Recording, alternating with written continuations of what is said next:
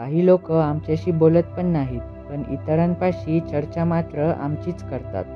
कोणत्याही मुखवट्याशिवाय तुम्ही जसे आहात तसे स्वीकारणारी माणसं फार कमी असतात. ज्या व्यक्तीला मनमोकळेपणाने कधी कोणाशी बोलता येत नाही, ती व्यक्ती नंतर चिडचिडी होते. उपकार जरी फेडता येत नसेल तरी चालेल, जाणीव मात्र नेहमी ठेवावी. स्वतःच्या कर्मावर आणि प्रामाणिकपणावर विश्वास ठेवा. एक दिवस असा येईल की अपेक्षापेक्षाही जास्त मिळेल. हवेची पण गंमत असते.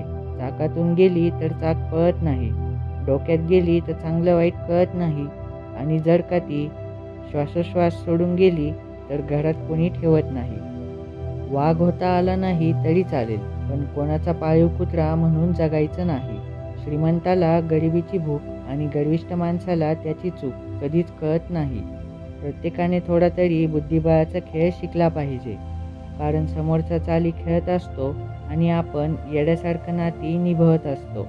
स्वप्न पाहणे सोडू नका, विश्वास ठेवणे सोडू नका, हार कधीही मानू नका आणि शिकत राहणे कधीच सोडू नका.